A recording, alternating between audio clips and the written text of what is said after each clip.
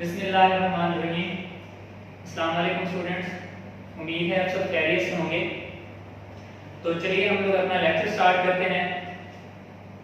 हमारा lecture computer science ICS part first का है।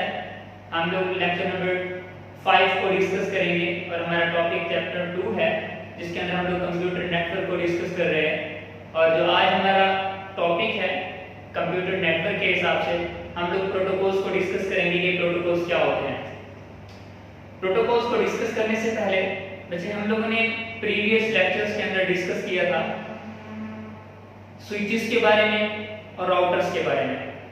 अगर हम लोग वो थोड़ा सा रिवाइज करें तो हमने कहा था कि जब हम अपना नेटवर्क एस्टेब्लिश करते होते हैं तो हम डिफरेंट टाइप की डिवाइसेस को आपस में ज्वाइन करते हैं। तो हमने डिफरेंट या फिर सिमिलर टाइप के डिवाइसेस से हम लोगों ने एक लफ्ज यूज किया था प्रोटोकॉल, कि भी हम राउटर को या फिर स्विच को जो हमारे पास डिवाइसेस हैं नेटवर्क के अंदर हम लोग यूज करते हैं, तो ये डिवाइसेस हमारे पास सिमिलर या फिर डिफरेंट प्रोटोकॉल्स की डिवाइसेस को आपस में ज्वाइन करने के लिए हम लोग स्विच को या फिर राउटर को यूज करते हैं। अब वो प्रोटोकॉल्स क्या होते हैं उनके बारे में हम लोग डिस्कस करेंगे कि भी हमारे पास अगर वायर्ड सिस्टम है तो उसके लिए हम लोग कौन सा प्रोटोकॉल यूज करेंगे, हम लोग किस किस तरह के प्रोटोकॉल्स को यूज करते हैं और सबसे पॉपुलर प्रोटोकॉल कौन सा है हम लोग उनके बारे में डिस्कस करेंगे। तो आइए देखते हैं कि हमारे पास प्रोटोकॉल्स क्या होते हैं। First of all students, network protocol are communication protocol. साफ है, कम्युनिकेशन प्रोटोकॉल हम लोग इसीलिए कहते होते हैं कि भी नेटवर्क का बेसिक पर्पस भी आपस में इंफॉर्मेशन को शेयर करना होता है या फिर कम्युनिकेट करना होता है। तो ये प्रोटोकॉल्स होते हैं वो हमारे डिवाइसेस को आपस में ज्वाइन रखने के लिए या फिर चाहे वो डिवाइसेस हमारे पास सिमिलर हैं या फिर डिफरेंट हैं, तो उनके बारे में हम लोग जब पता लगाते हैं तो उनके रूल्स होते हैं जिनको हम लोग प्रोटोकॉल्स कहते हैं। डिफरेंट डिवाइसेस का या फिर सिमिलर डिवाइसेस का हमें उनके प्रोटोकॉल से पता चलेगा कि वो सिमिलर हैं या फिर डिफरेंट हैं। तो देखते हैं, protocols is a set of rules for exchanging information between computer on a network. The devices on the network cannot communicate without a protocol. कि हमारे पास जब भी हम लोग एक नेटवर्क के अंदर कम्युनिकेट करना चाहते हैं, इंफॉर्मेशन शेयर करना चाहते हैं कंप्यूटर्स के दरमियान में, तो हमारे पास कुछ रूल्स होते हैं जिनकी बेस पे जो कंप्यूटर होते हैं वो आपस में इंफॉर्मेशन को शेयर कर सकते हैं। तो वो जो रूल्स होते हैं एक्चुअल में उन रूल्स को हम लोग क्या कहते हैं, नेटवर्क प्रोटोकॉल कहते हैं या फिर कम्युनिकेशन प्रोटोकॉल कहते हैं। अब सबसे पहले हमारे पास आ जाता है टाइप ऑफ लैन प्रोटोकॉल। हम लोगों ने नेटवर्क के ज्योग्राफिकल एरिया के हिसाब से लैन पढ़ा था, मैन पढ़ा था और वैन पढ़ा था। अब जो लैन है वो सबसे स्मॉलेस्ट एरिया है, हमारी बुक के हिसाब से स्मॉलेस्ट एरिया को कवर करता है, जो कि बिल्डिंग का या फिर ऑफिस का हो सकता है। अब लैन के प्रोटोकॉल्स के हिसाब से हमारे पास सबसे पहले आ जाता है Ethernet. Ethernet is the most commonly used LAN protocol. It use a high speed network cable and bus topology.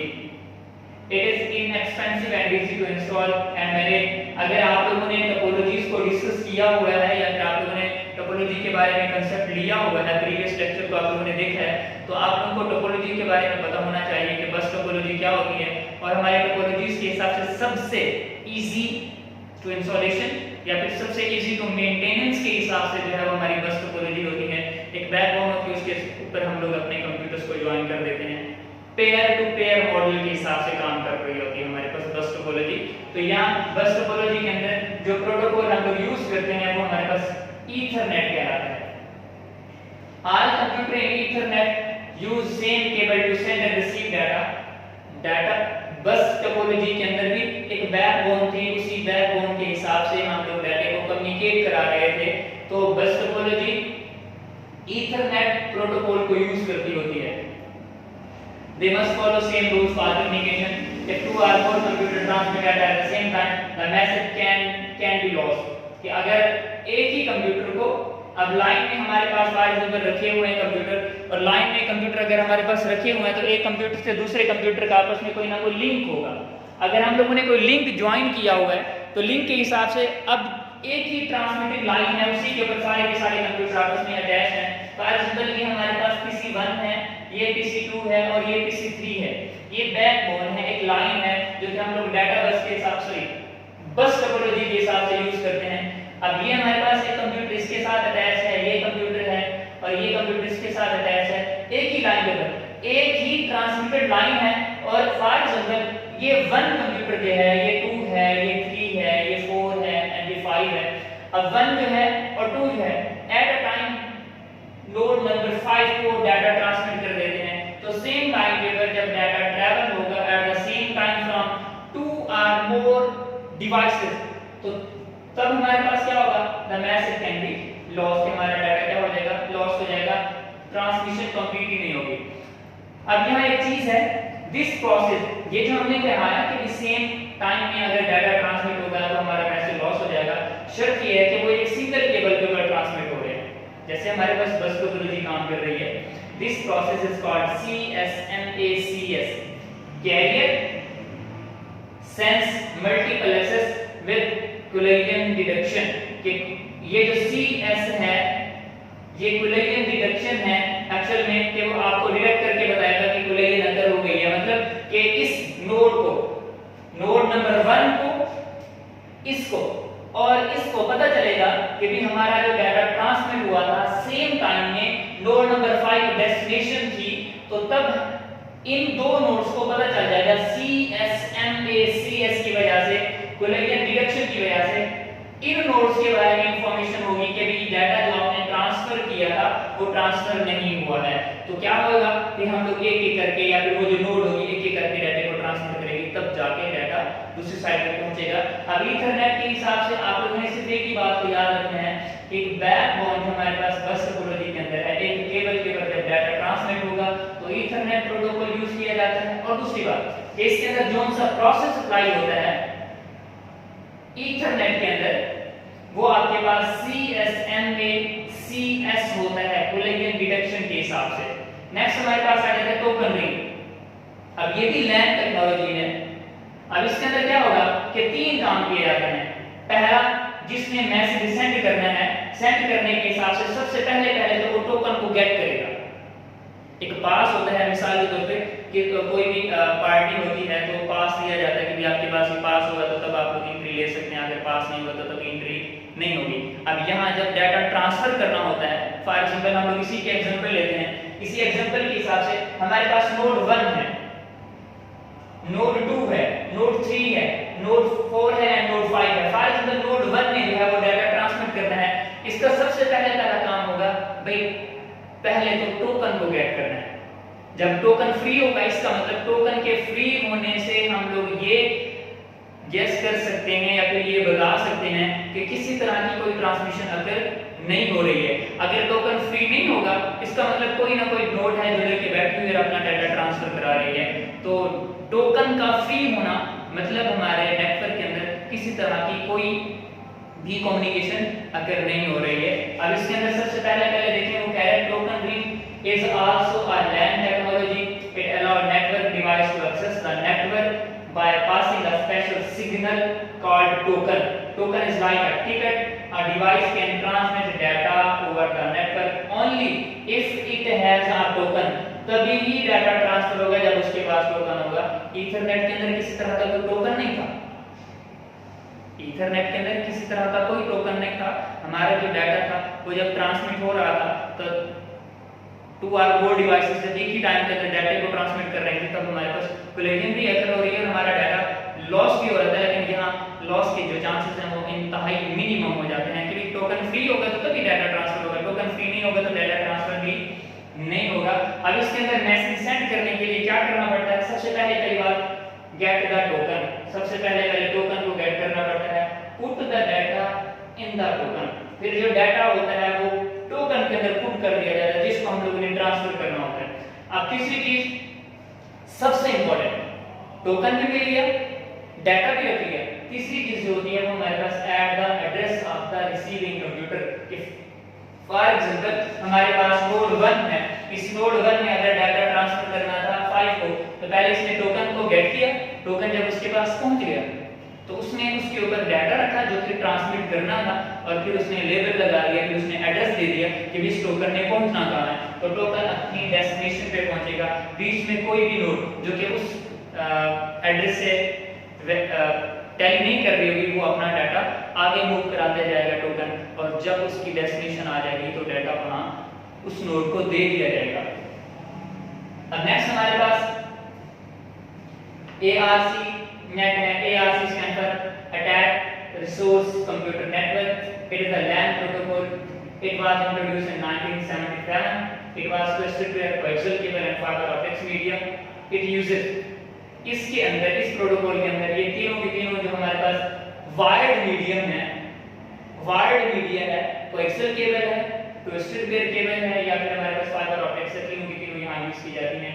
ARC use star bus or combination of these topologies, कि हमारे पास स्टार है, फिर बस है, या फिर ट्री टोपोलॉजी है, इनके अंदर जो है वो RC नेट को यूज किया जाता है। आगे इसके बारे में कुछ इंफॉर्मेशन दी गई है। The original ARC net protocol was very slow. ये आप लोगों ने आगे रीड कर लेना। आगे उसकी डाटा रेट है कि ट्रांसमिशन स्पीड उसकी कितनी होती है, तो ट्रांसमिशन स्पीड उसकी 2.5 मेगाबिट्स पर सेकंड के हिसाब से है। It became popular because it was inexpensive and reliable. अब नेक्स्ट हमारे पास आ जाता है कि भी हमारे प्रोटोकॉल्स के हिसाब से सबसे इंपॉर्टेंट TCP एंड IP। पहले हम लोग देख लेते हैं कि है क्या, फिर आप लोग जज कर पाएंगे कि भी हम लोग जब अपने इंटरनेट के ऊपर कोई भी डाटा ट्रांसफर करना चाहते हैं, भाई सर्वर से हम लोग अपने क्लाइंट कंप्यूटर में मंगवा रहे हैं, या फिर हम लोग सर्विसेज के लिए रिक्वेस्ट कर रहे हैं, हम अपने नेटवर्क के ऊपर, इंटरनेट के ऊपर खास तौर पे जब हम लोग कनेक्ट होते हैं तो हमारे पास कौन सा प्रोटोकॉल यूज किया जाता है हमारे कंप्यूटर के ऊपर। तो TCP/IP stand for transmission control protocol. TCP transmission control protocol, IP internet protocol. अब इनको दो इसमें वैसे सेपरेट किया गया, TCP है देन IP है। TCP का अलग काम होगा, IP का अलग काम होगा। TCP ट्रांसमिशन कंट्रोल प्रोटोकॉल, नाम से जाहिर है ट्रांसमिशन, भाई इसने डाटा को ट्रांसफर करने की कंट्रोलिंग करनी है। जब डाटा ट्रांसफर होगा सारी की सारी कंट्रोलिंग जो होगी वो TCP की होगी, ट्रांसमिशन कंट्रोल प्रोटोकॉल। और दूसरा है IP इंटरनेट प्रोटोकॉल, कि भी जब ट्रांसमिशन हो रही होगी तो उसका जो एड्रेस होगा यूनिक वो IP कहलाएगा। मतलब transmission control protocol, internet protocol, दो हिस्सों के ऊपर हम लोगों ने क्या कर दिया है, अभी डिवाइड कर दिया है। तो TCP stand for transmission control protocol, internet protocol. It is a protocol used by every computer on the internet. A protocol is a set of rules or procedures that define how computer receive and transmit data over the network. TCP ensures reliable connection between different computers that communicate over internet. अब TCP के हिसाब से TCP/IP software different from different computer. अब IP जो होता है हर एक computer का डिफरेंट होता है। मिसाल के तौर पे एक ही बंदा है, उसके पास उसका लैपटॉप भी है, उसके पास उसका एंड्रॉइड मोबाइल भी है, उसके पास उसका PC भी है। तो हर एक डिवाइस को जब भी कंप्यूटर के साथ अटैच किया जाएगा तो अटैचमेंट के हिसाब से हर एक कंप्यूटर को एक नया IP एड्रेस दिया जाएगा। अब हर एक डिवाइस का अपना अलग यूनिक एड्रेस होता है जिसको हम लोग IP एड्रेस कहते हैं। आप लोग अपने एंड्रॉइड मोबाइल्स का, अपने लैपटॉप्स का IP एड्रेस भी चेक कर सकते हैं। इवन के जो आप लोगों ने इंटरनेट का कनेक्शन लिया होता है उसका भी एक कोई ना कोई एड्रेस होता है। एक होता है MAC एड्रेस, एक होता है IP एड्रेस। MAC एड्रेस एक डिवाइस का होता है, उस डिवाइस के साथ फॉर एग्जांपल वायरलेस के हिसाब से है, हम लोगों ने उसके साथ 15 कंप्यूटर्स को ज्वाइन किया हुआ है, कनेक्शन लिया हुआ है इंटरनेट का, तो MAC एड्रेस सारी की सारी डिवाइसेस के ऊपर सेम होगा। MAC एड्रेस एक मशीन का होता है, लेकिन IP एड्रेस हर एक डिवाइस का अपना अलग होता है।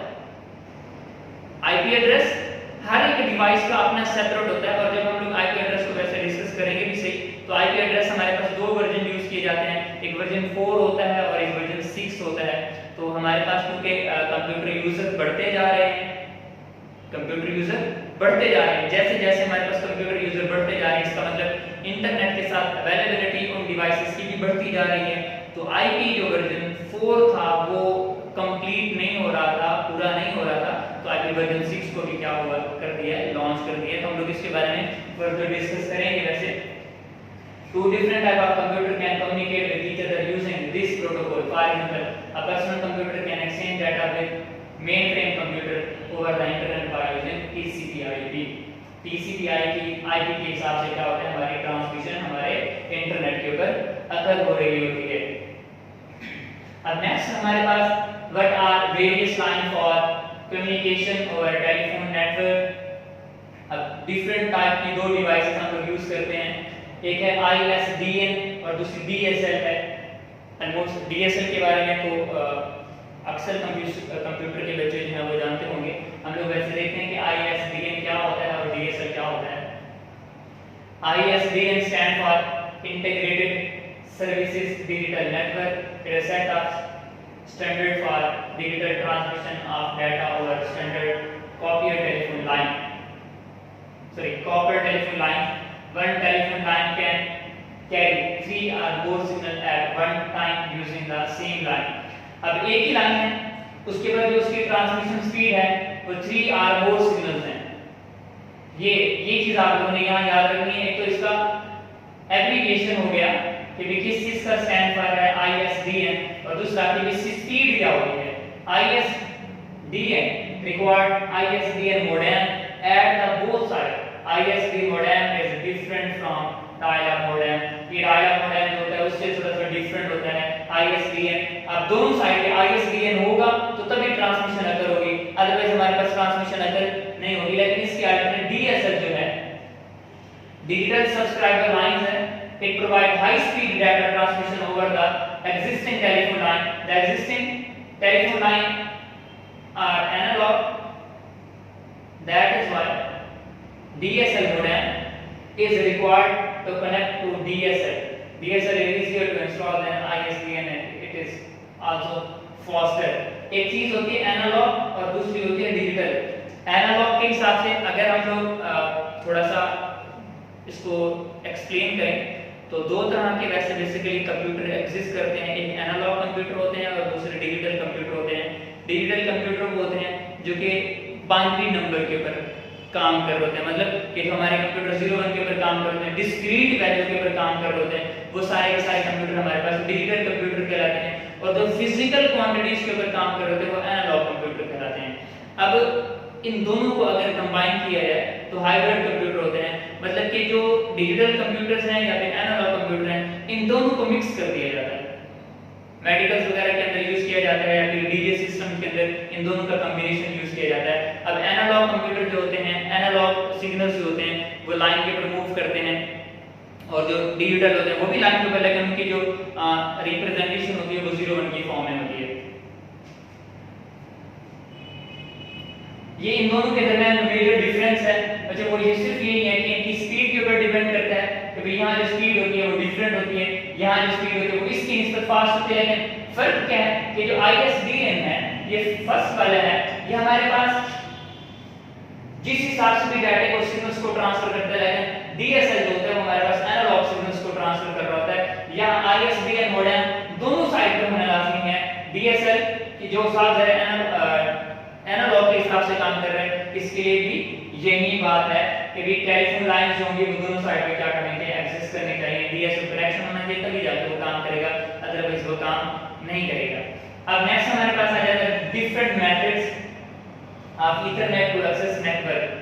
अब हम लोगों ने पहले ईथरनेट के अंदर CSMA और कुलियन डिटेक्शन देखा था कि भी एक्चुअल में वो क्या होता है। हम लोग जिसको को डिफाइन करते हैं कि CSMA CD क्या होता है, it is local area network method है, it resolve the contention between 2 or more stations by Collision detection। तो मतलब अगर कोई collision अगर होती है, जैसे मैंने आपको पहले भी एग्जांपल दी है LAN के हिसाब से, तो आप इसके अंदर जो प्रोसेस अप्लाई हो रहा है, जो हमने collisions के बारे में बताएगा, वो CSMA CD होता है। If 2 stations transmit data at the same time, each will stop and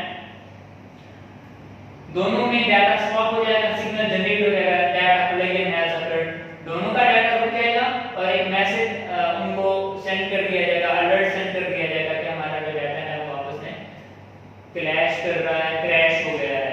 each station wait for specified time, फिर वो क्या होगा, हर स्टेशन अपने टाइम का वेट करेगा। जैसे ही एक नोड से डाटा प्रॉपर्ली सेंड हो जाएगा, फिर दूसरे नोड की बारी आएगी। मतलब कि कोलिजन अगर जब होगी तो अकरीब में ये होगा कि हमारा डाटा तो डिलीट हो गया, फिर उनके पास अलर्ट मैसेज भी पहुंच गया, फिर प्रायोरिटी की बेस पे जिस हिसाब से भी हमारा नेटवर्क दोबारा एस्टेब्लिश होगा, तो जैसे ही एक डाटा ट्रांसफर होगा फिर दूसरे की बारी आएगी। एक ही नोड को डाटा सेंड करते हुए जब दो डिफरेंट डिवाइसेस कर देंगी एक ही टाइम के अंदर, तो तभी हमारे पास कोलिजन नेटवर्क होगी। और उसके बारे में जो मैं बताएगा वो CSMA CD होगा। उसके बाद CSMA CS हो गया, इसको हम लोग कोलिजन अवॉइडेंस भी कहते हैं कि भी ये कोलिजन से बचाता है हमें। इसमें ये है कि in this method or node listen to the bus for specified time before transmitting it wait until the node has completed the transmission। वो जाके पहले अपनी लाइन को चेक करेगी, अगर किसी का डाटा ट्रांसफर हो रहा है तो जब तक वो डाटा ट्रांसफर कंप्लीट नहीं हो जाता तब तक वो अपना डाटा सेंड नहीं करेगी। अब इस तरह का जो प्रोसेस है वो हमारे पास carrier sense multiple access collision avoidance कहलाता है। उसके बाद तीसरा आ जाता है हमारे पास CSMA CR, इसको बोलते हैं कोलिजन रेजोल्यूशन। इसमें प्रायोरिटी देखी जाती है। फॉर एग्जांपल हमारे पास जो नेटवर्क है उसके अंदर एक सर्वर भी है और एक हमारे पास वहां नोड भी काम कर रहा है, तो प्रायोरिटी के हिसाब से CSMA CR के अंदर क्या होगा कि भाई डाटा तो हमारा ट्रांसफर होना ही होना है, क्लाइंट से सर्वर की तरफ ही होना है, होस्ट की तरफ होना है या फिर होस्ट से नोड की तरफ जाना है। तो इन दोनों में प्रायोरिटी देखी जाएगी कि किसकी प्रायोरिटी हाई है। जो बड़ा कंप्यूटर होगा, हाई परफॉर्मेंस का होगा, हाई स्पीड का होगा, उसको क्या किया जाएगा, पहले डाटा ट्रांसफर करने की फैसिलिटी दी जाएगी। तो CSMA CR जो होता है वो हमारे पास ऐसा प्रोसेस होता है जिसके अंदर प्रायोरिटी को मेजर किया जाता है, प्रायोरिटी बेस पे डाटा को ट्रांसफर किया जाता है। It allow multiple devices to talk at the same time. A protocol is used to determine the priority of the device. वो प्रायोरिटी फाइंड करेगा, फिर डाटा तो ट्रांसफर सेंड हो गया, फिर प्रायोरिटी की बेस पे जो नोड पहले है जिसको डाटा ट्रांसफर करके फिर आगे चला जाएगा, फिर आगे चला जाएगा, फिर आगे चला जाएगा। मतलब कि ये हमारे पास प्रायोरिटी की बेस पे हमारे डिवाइसेस को हमारा डाटा क्या होगा, ट्रांसफर होगा। तो भाई ये हमारा टॉपिक था प्रोटोकॉल्स के बारे में। जो हम लोग इंटरनेट के अंदर प्रोटोकॉल यूज करते हैं वो TCP/IP है। ऑलमोस्ट इसके बारे में हम लोग नेक्स्ट और चैप्टर के अंदर भी जाके डिस्कस करेंगे। और IP जो होता है उसके बारे में अगर आप लोग उससे इंफॉर्मेशन गेन करना चाहते हैं तो आप अपने PC का, अपने DSL का जो कि आपके घर में लगा हुआ इंटरनेट कनेक्शन है, वायरलेस है, कोई भी है, आप लोग वहाँ से उसका IP एड्रेस भी फाइंड कर सकते हैं। और इवन के जो किसी जगह के ऊपर या फिर किसी डिवाइस का प्रॉपर एड्रेस फाइंड करना होता है तो प्रॉपर IP एड्रेस जो होता है वो उसकी तकरीबन सारी सर्टिफिकेशन को फाइंड कर रहा होता है। IP एड्रेस को चेंज भी किया जा सकता है VPNs वगैरह लगा के, लेकिन VPNs बनाने वाले, सॉफ्टवेयर बनाने वाले भी वही लोग हैं जो कि हमें ये फैसिलिटी प्रोवाइड कर रहे होते हैं। तो नॉर्मली अगर हम ज़्यादा हैकिंग की तरफ ना जाएं, मतलब कि इलीगल काम ना करें अपनी वेब के ऊपर, तो VPN अप्लाई हो सकता है। जैसे ऑनलाइन काम कर रहे होते हैं अपवर्क के ऊपर, फ्रीलांसर वगैरह, तो उनके ऊपर IP एड्रेस चेंज करने से उनको कुछ ना कुछ फैसिलिटी मिल जाती है। लेकिन अगर हैकिंग कर रहे होते हैं तो IP एड्रेस जो होता है वो बहुत मैटर करता है। अगर हम लोगों ने VPN भी लगाया तब भी कोई फर्क नहीं पड़ेगा। तो साथ में VPN बनाने वाले भी वही लोग हैं और हमें चेक करने वाले भी वही लोग हैं। तो हर एक सॉफ्टवेयर के अंदर कोई ना कोई लूप होल होता है जिसके थ्रू कोई ना कोई बंदा हमें एक्सेस कर सकता है। तो आज तक के लिए बेटा यही है। उम्मीद है आप लोगों को समझ आया होगा लेक्चर। नेक्स्ट जो है वो हम लोग इनके बारे में देखेंगे भी सही, और इंटरनेट क्या होता है, इंटरनेट के अंदर हम लोग कैसे ईमेलिंग कैसे करते हैं और इस तरह की चीज़ों को हम लोग डिस्कस करेंगे। तब तक के लिए अल्लाह हाफिज़। अपना बहुत सारा ख्याल रखें।